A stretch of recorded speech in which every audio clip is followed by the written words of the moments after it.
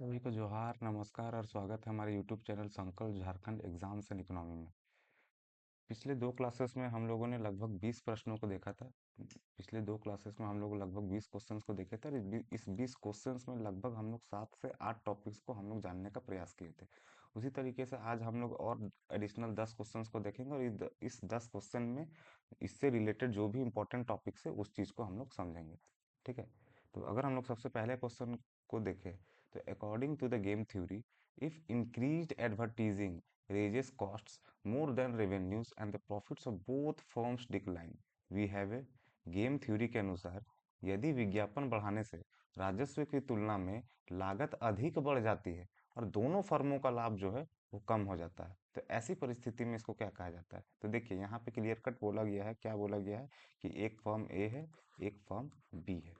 ठीक, विज्ञापन में अगर खर्च की बात करें यानी कि एडवर्टीजमेंट में अगर खर्च की बात करें तो ये भी एडवर्टीजमेंट में खर्च कर रहा है और ये भी एडवर्टीजमेंट में खर्च कर रहा है। लेकिन यहाँ पे क्या कंडीशन है, इन दोनों के एडवर्टीजमेंट में खर्च करने से जो हमारा इंडस्ट्री का जो टोटल प्रॉफिट है, इंडस्ट्री का जो टोटल प्रॉफिट है, अगर इंडस्ट्री का टोटल प्रॉफिट है तो ये क्या हो रहा है, ये कम हो जा रहा है। यानी कि फर्म ए अगर एडवर्टीजमेंट में अपना खर्च बढ़ा रहा है और फर्म बी भी देखा देखी फर्म ए का अपना एडवर्टीजमेंट में खर्च बढ़ा दिया, ये दोनों अपना एडवर्टीजमेंट में खर्च करने लगा, तो उससे जाहिर सा बात है कि इनका जो कॉस्ट है वो क्या हो गया, वो बढ़ गया। और कॉस्ट बढ़ने से क्या हो गया, ये जो पूरा प्रॉपर इंडस्ट्री है, इस इंडस्ट्री का जो प्रॉफिट है वो क्या हो गया, यानी कि कम हो गया। तो यहाँ पे हम लोग एक चीज ये समझ सकते हैं कि सभी प्रतिभागियों की कुल जीत और हार का योग जो है वो शून्य से कम होता है। मतलब कि दोनों फर्म जो है, दोनों फर्म की अगर हम बात करें, दोनों फर्म की अगर हम बात करें तो ये लोग जो है, ये लोग विज्ञापन पे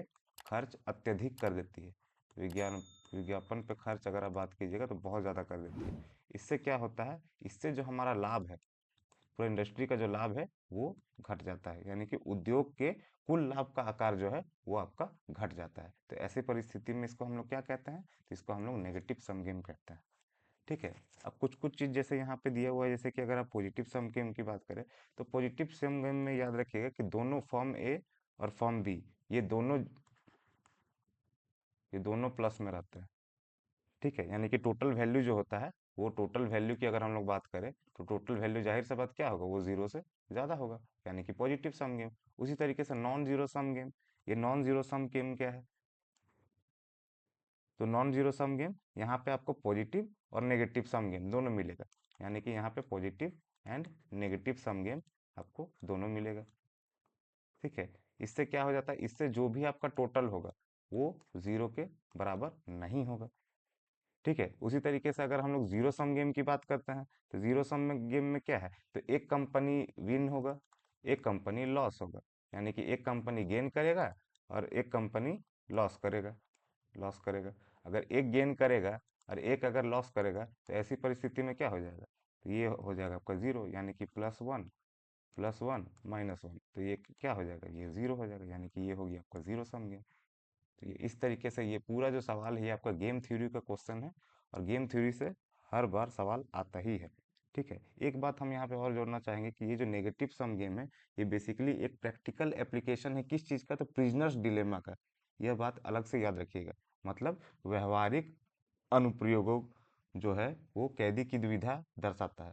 ठीक है, यहाँ पे जो प्रैक्टिकल एप्लीकेशन है यानी कि यहाँ जो व्यवहारिक अनुप्रयोग है वो आपका क्या दिखाता है, वो आपको कैदी की दुविधा यानी कि प्रिजनर्स डिलेमा जो है उसको दिखाता है।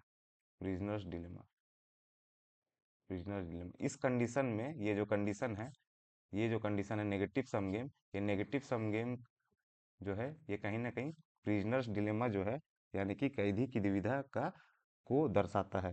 यानी कि कैदी की दुविधा जो है ये एक व्यवहारिक अनुप्रयोग है किसका, तो नेगेटिव सम गेम का। ठीक है, प्रैक्टिकल एप्लीकेशन है। ठीक है, अब आते हैं हम लोग नेक्स्ट क्वेश्चन पे, question number 2।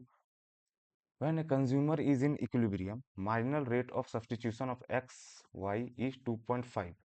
If the price of the commodity y is 16, then what will be the price of commodity x? जब एक उपभोक्ता संतुलन में होता है तो marginal rate of substitution X Y 2.5 होता है। यदि वस्तु y की कीमत 16 है तो वस्तु x की कीमत क्या होगी। अब देखिए, इस सवाल को अगर हम लोग देखें तो यहाँ पे हम लोग अगर marginal rate of substitution of X and Y का अगर हम लोग फॉर्मूला लिखते हैं तो price of X by price of Y होगा, price of X by price of Y.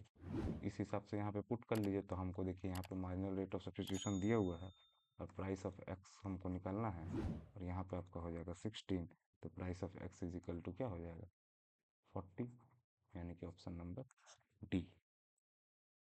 ठीक है, याद रखिएगा कि उपभोक्ता असंतुलन या उपभोक्ता संतुलन की अगर हम लोग बात करें, सॉरी, उपभोक्ता संतुलन की अगर हम लोग बात करें, उस बिंदु पर होता है जहां बजट रेखा अनादिमान वक्र को स्पर्श करती है।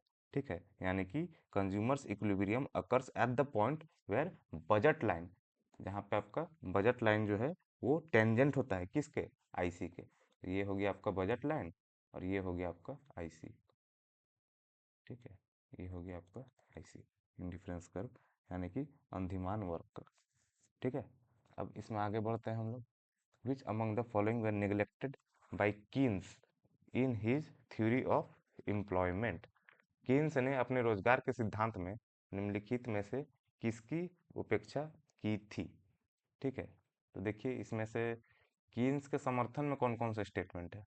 अगर कीन्स का थ्योरी को अगर हम लोग बात करें तो कीन्स सरकार की भूमिका की बात किए थे या नहीं किए थे, तो हम लोग सबको पता है कि कीन्स सरकार के हस्तक्षेप का समर्थन किए थे। इनका यह मानना था कि रिसेशन यानी कि मंदी के वक्त पे निजी क्षेत्र जो है वो खर्च कम कर देती है।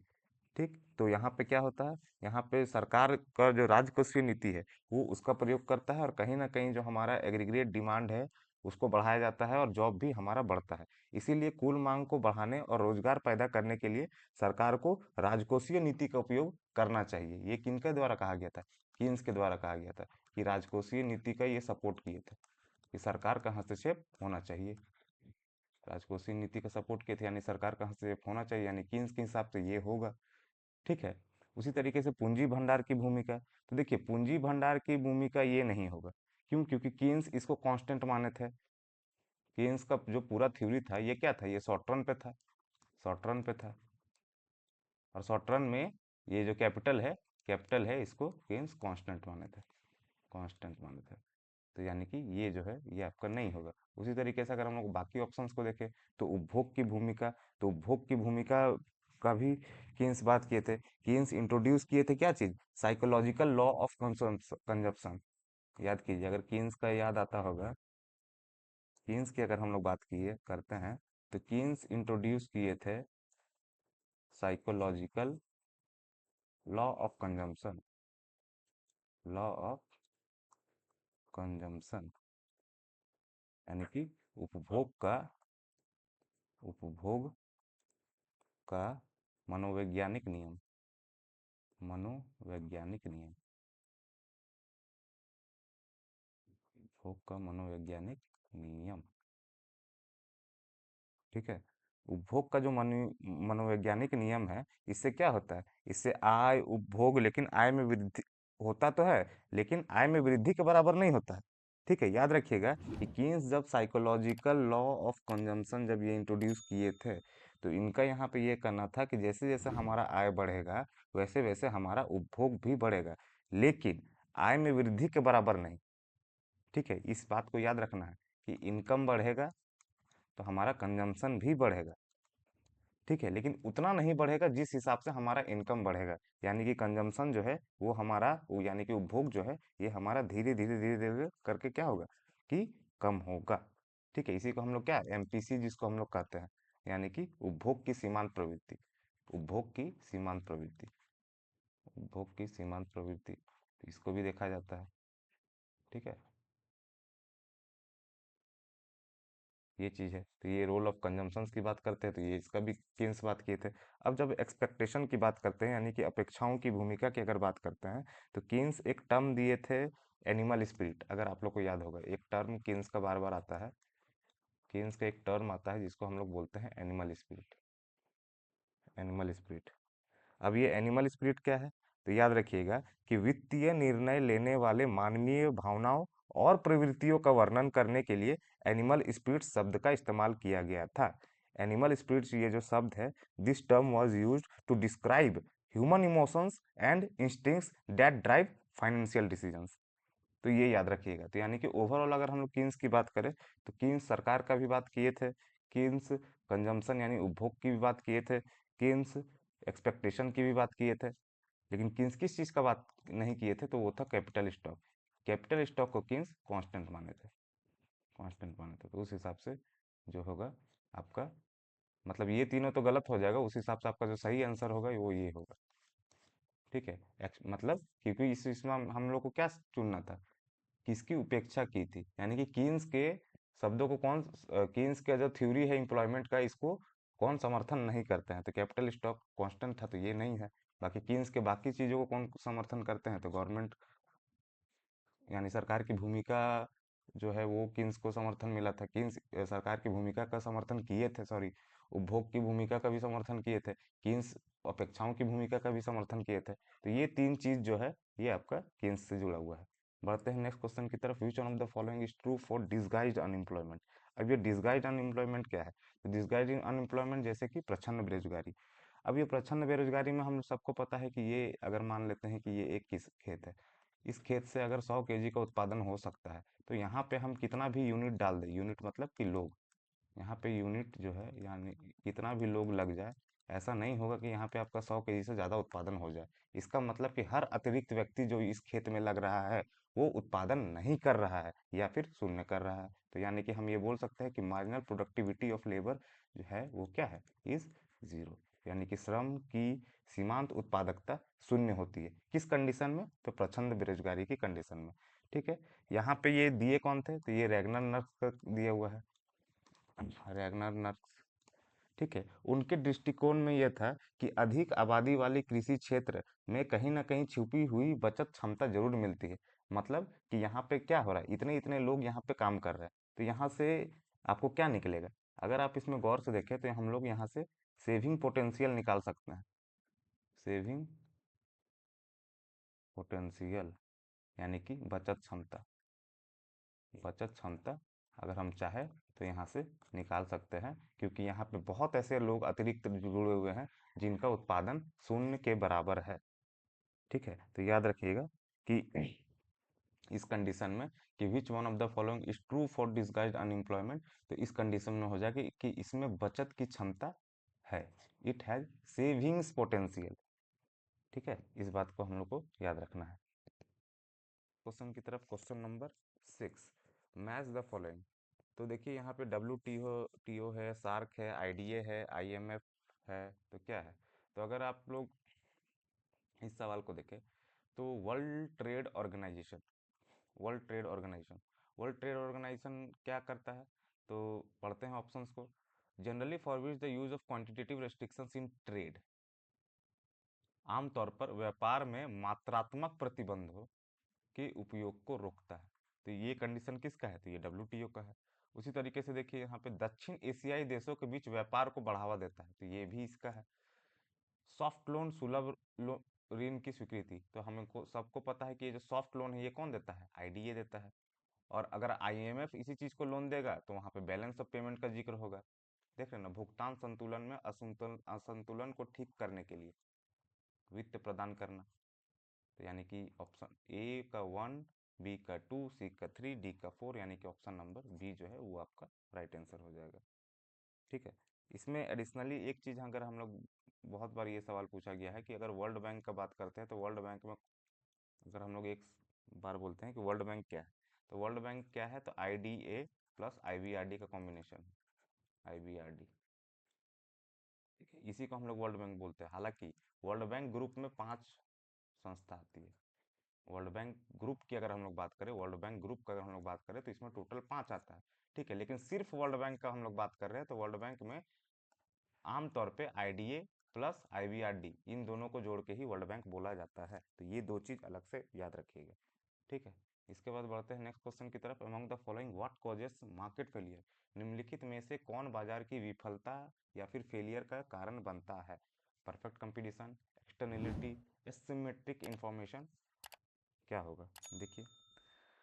तो सबसे पहले अगर हम लोग बात करते हैं कि बाजार विफल, तो बाजार विफल कब करता है, तो बाजार विफल तब करता है जब मुक्त बाजार संसाधनों का कुशलतापूर्वक आवंटन करने में विफलता आती है।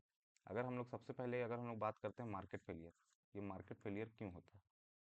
ठीक है, तो मार्केट फेलियर में ये तब होता है जब फ्री मार्केट, ये एक पॉइंट आप लिख लीजिए, free market fails to allocate resources efficiently, efficiently, यानी कि मुक्त बाजार संसाधनों, मुक्त बाजार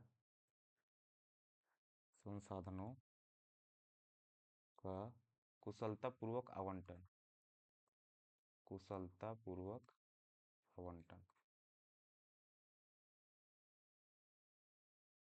कुशलतापूर्वक आवंटन करने में विफल, विफल, ये चीज़ आप लोग याद रखिएगा कि मुक्त बाजार संसाधनों का कुशलतापूर्वक आवंटन करने में विफल, ये है सबसे बड़ा कीवर्ड। कुशलता वर्क, कुशलतापूर्वक आवंटन करने में जब विफल होता है कोई भी चीज़, तब जाके हमारा जो बाजार है वो क्या होता है, वो फेल होता है।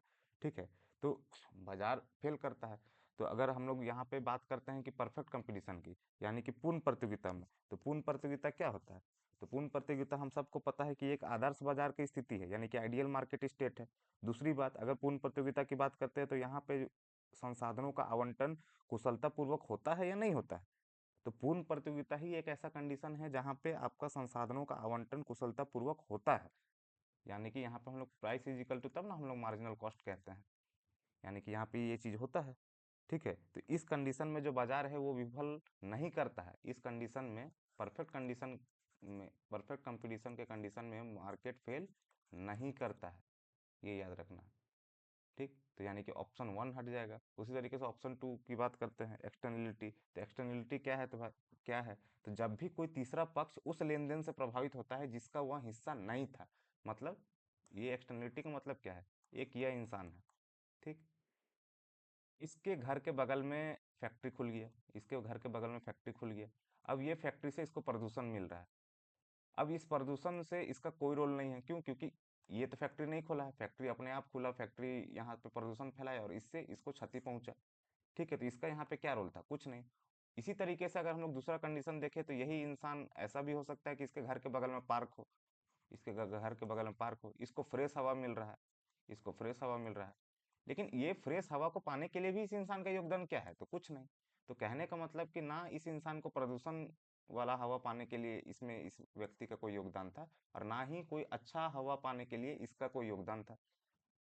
ठीक है, इन दोनों कंडीशन में जो थर्ड पर्सन है इसका कोई योगदान नहीं था, मतलब तीसरा पक्ष उस लेन देन से प्रभावित होता है जिसका वह हिस्सा नहीं था। ठीक है, तो ऐसे कंडीशन में हम लोग इस चीज को एक्सटर्नलिटी या फिर बाह्यता कहते हैं। तो एक्सटर्नलिटी जहां पे भी होगा वहां पे मार्केट फेल बिल्कुल करेगा, बिल्कुल करेगा। ठीक है, तो यानी कि कॉजेस ऑफ मार्केट फेलियर में ऑप्शन नंबर टू होगा। फिर तीसरा, एसिमेट्रिक इंफॉर्मेशन, सूचना की विषमता। अब ये सूचना की विषमता क्या है? तो सूचना की विषमता में याद रखिएगा कि यहाँ पे किसी एक व्यक्ति को हमेशा इन्फॉर्मेशन पता, को सारा इन्फॉर्मेशन पता है और खरीदने वाला को कोई इन्फॉर्मेशन नहीं पता है। तो ऐसे कंडीशन में क्या होगा? जाहिर सी बात है कि ये ज़्यादा दाम पे बेचेगा, ये ज़्यादा दाम पे बेचेगा और ये इंसान खरीद भी लेगा। क्यों? क्योंकि इसको बाजार का पूर्ण जानकारी नहीं है। हो सकता है इसको रेट नहीं पता हो बाजार का, तो ये इसको धोखा करके ज़्यादा रेट में बेच दिया, ऐसा हो सकता है। तो ये कंडीशन क्यों हुआ? क्योंकि कहीं ना कहीं सूचना की क्या है, विषमता है, यानी कि ये मार्केट फेल का भी एक मुख्य कारण बिल्कुल बन सकता है। तो ऑप्शन नंबर थ्री, यानी कि जो आपका जो राइट आंसर होगा वो डी का टू एंड थ्री जो होगा वो आपका राइट आंसर होगा। अब हम लोग बढ़ते हैं नेक्स्ट क्वेश्चन की तरफ। Which of the following options is correct for a teaser loan? Teaser loan के लिए निम्नलिखित में से कौन सा विकल्प सही है? ठीक है, तो देखिए, जैसे कि हम लोग मूवी देखते हैं तो आप लोगों को पता होगा कि हर मूवी का एक टीजर आता है, एक टीजर रिलीज होता है। ठीक है, ये टीजर बेसिकली क्या है? तो मूवी अगर 3 घंटा का है तो टीजर जो है वो आपका 3 मिनट का होगा, 3 मिनट का होगा। मतलब हम ये कह सकते हैं कि ये जो पूरा मूवी है, ये पूरा मूवी है उसका एक हिस्सा, मतलब इतना सा इसको ओवरऑल करके दिखा दिया, और वही आप टीजर देखें और फिर बाद में मूवी देखना है तो आपको हॉल जाना पड़ेगा, उसके लिए हॉल जाके आप 3 घंटा समय देके अपना मूवी को पूरा पूरी देख सकते हैं। ठीक है, अब आते हैं क्वेश्चन पे। टीजर लोन के लिए निम्नलिखित में से कौन सा विकल्प सही है? तो देखिए, ये एक इंट्रोडक्टरी रेट ऑफ इंटरेस्ट है। ठीक है, ये एक इंट्रोडक्टरी रेट ऑफ इंटरेस्ट है जो कि प्रारंभिक अवधि में लिया जाता है। याद रखिएगा, प्रारंभिक अवधि में लिया जाता है मतलब मान लेते हैं कि किसी इंसान को हमको लोन देना है, ठीक है, तो ऐसे कंडीशन में क्या होता है, ये इसको समय काल इसको ऐसे समझ लीजिए, ठीक है, ये 10 साल का पीरियड है, 10 साल का पीरियड है। लेकिन शुरू में हम किसी को लोभ देने के लिए क्या करते हैं कि पहला ये जो 3 साल का हिस्सा है, पहला ये जो 3 साल का हिस्सा है, इसमें हम मान के जानबूझ के हम 3% रखें, ठीक। तो इससे क्या हुआ, इससे जाहिर सा बात है कि 3% है तो ज़्यादातर ज़्यादा लोग लोन लिए, ठीक है, क्यों, क्योंकि लगा कि अरे भाई इंटरेस्ट तो बहुत कम है। लेकिन जैसे जैसे जैसे जैसे समय बीता उसमें क्या होने लगा कि 3 साल के बाद अब ये सीधा सीधी बोल दिया कि अब हम 10% लेंगे। तो यही हो गया टीजर लोन। मतलब शुरू में इंटरेस्ट रेट जो होता है प्रारंभिक अवधि में वो बहुत कम होता है, ठीक है, लेकिन धीरे धीरे जैसे समय बीतता है तो उसके बाद ये जो इंटरेस्ट रेट है इसको भी बढ़ा दिया जाता है, ठीक है। तो इससे आपको क्या समझ में आया कि शुरू का 3 साल में कुछ और था और बाद के 7 साल में कुछ और था। तो अब यहाँ से पहला लाइन को पढ़ते हैं कि यह दर प्रकृति में स्थायी है, this rate is permanent in nature. बताइए ये हो सकता है क्या? तो ये जो है ये आपका नहीं होगा, परमानेंट तो है ही नहीं, ये तो अस्थाई है, क्योंकि शुरू में 3% लगा, बाद का 7 साल में कुछ और लगा, ठीक है, ये होगा नहीं। दूसरा, यह ब्याज की एक प्रारंभिक दर है, तो बिल्कुल प्रारंभिक दर है, इंट्रोडक्टरी जो हम बताएं कि एक ट्रेलर टाइप का है, शुरू का कुछ साल आपको लिया, बाद में फिर वापस अपना उसी ट्रैक पे आ गया, यानी कि ऑप्शन नंबर बी जो है वो आपका राइट आंसर होगा। इसी तरह अगर आप क्वेश्चन नंबर 9 को देखते हैं, in the Harrod Domar model if the growth rate of income is 8% and the capital output ratio is 4, then the saving rate must be. Harrod Domar model में यदि आय की वृद्धि दर 8% है और पूंजी उत्पाद अनुपात 4 है तो बचत दर कितना होना चाहिए, ठीक है। तो देखिए एक फॉर्मूला है G is equal to S by V, ठीक है। जी क्या होता है, तो जी होता है आपका ग्रोथ रेट, ग्रोथ रेट ये आपका हेरेड डोमर का ही है। उसी तरीके से एस की हम लोग बात करते हैं, तो एस क्या है, तो एस आपका हो गया सेविंग रेट। और वी की बात करते हैं तो हो गया ये आपका capital output ratio, capital output ratio या फिर पूंजी उत्पाद अनुपात, पूंजी उत्पाद अनुपात, पूंजी उत्पाद अनुपात। अब इस क्वेश्चन को देखिए, G is equal to S by V, तो यहाँ पे क्या है, तो देखिए 8% और capital output ratio 4, growth rate दिया हुआ है 8 और कैपिटल आउटपुट 4, तो इसको सीधा सीधी पुट कर दीजिए। तो ग्रोथ रेट को अगर हम लोग देखते हैं तो यहाँ पे आपका 8 हो जाएगा, और एस भाई capital output ratio, capital output ratio आपको कितना दिया हुआ है, तो ये आपको यहाँ पे 4 दिया हुआ है, तो सीधा सीधी S is equal to 8 × 4 is equal to 32। तो ये जो है ये आपका हो जाएगा, इस हिसाब से 32% जो होगा वो आपका राइट आंसर होगा। अब बढ़ते हैं लास्ट क्वेश्चन की तरफ। Optimum population will be at the point where, इष्टतम जनसंख्या ऑप्टिमम पॉपुलेशन उस बिंदु पर होगी जहां पे, किस बिंदु पर होगी, तो देखिए सबसे पहले आप समझिए, फिर यहाँ पे वही चीज़ की ऑप्टिमम पॉपुलेशन यानी कि जो इष्टतम जनसंख्या है ये क्या है। तो यहाँ पे एक बात याद रखिएगा, ये इष्टतम इष्टतम जनसंख्या क्या है, तो optimum population is the ideal size of population that when combined with available resources and technology of a country ये yields the highest possible per capita income। अब इसका मतलब क्या है, इसका मतलब आराम से समझिए कि इष्टतम जनसंख्या क्या है, तो किसी भी देश की जनसंख्या का वो आदर्श आकार है जो उपलब्ध संसाधनों और टेक्निक, संसाधनों और टेक्निक, ठीक है, रिसोर्सेस और टेक्नोलॉजी के साथ मिलकर, ये दोनों के साथ मिलकर उच्चतम संभव, उच्चतम संभव पर कैपिटा इनकम यानी कि प्रति व्यक्ति आय प्रदान करता है, ठीक है। उस कंडीशन में हम लोग कहते हैं कि जो हमारा जनसंख्या है वो इष्टतम जनसंख्या है, ठीक है। ये हम लोग बोलते हैं कि हाँ अब जो हमारा जनसंख्या है इसका जो साइज ऑफ पॉपुलेशन है वो क्या है, एक आइडियल है, ठीक है। ये हम लोग को समझ में आ गया। तो उस कंडीशन में देखिए कि यहाँ पे क्या हो गया, तो क्या यहाँ पे जनसंख्या अधिकतम की बात किया है, नहीं। ऑप्टिमम पॉपुलेशन जनसंख्या अधिक होगा तो हो ही नहीं सकता है। Per capita consumption is maximum यानी कि प्रति व्यक्ति उपभोग अधिकतम हो, नहीं। Per capita income is maximum, हाँ। पर कैपिटा आय, अभी हम लोग बोले ना रिसोर्सेस और टेक्नोलॉजी का प्रयोग करके आप एक जनसंख्या में कैसे उच्चतम संभव पर कैपिटा इनकम को प्रदान करते हैं, यानी कि प्रति व्यक्ति आय कैसे आप हासिल करते हैं वो यहाँ पे देखना है। तो पर कैपिटा इनकम जो है वो आपका मैक्सिमम है, जिस जनसंख्या में पर कैपिटा इनकम मैक्सिमम होगा, उसी जनसंख्या को हम लोग ये कहते हैं कि वो इष्टतम जनसंख्या या फिर ऑप्टिमम पॉपुलेशन है। ठीक है, यानी कि जाने से पहले झारखंड से रिलेटेड एक क्वेश्चन है कि अभी हाल ही में झारखंड का बजट जो है वो इंट्रोड्यूस हुआ। ठीक है, तो इसका साइज क्या है, इसका साइज क्या है ये आप लोग बताइए। इसका जो भी आंसर है वो हम आप लोग को नेक्स्ट क्लास में बता देंगे। ठीक है, इसी के साथ आज का क्लास को हम लोग समाप्त करते हैं। सभी को जोहार, जय हिंद।